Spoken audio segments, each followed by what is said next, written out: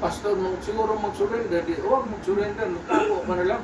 Pero kung tanungin mo kung saan si pastor, alam ko kung saan si pastor. Pero secret.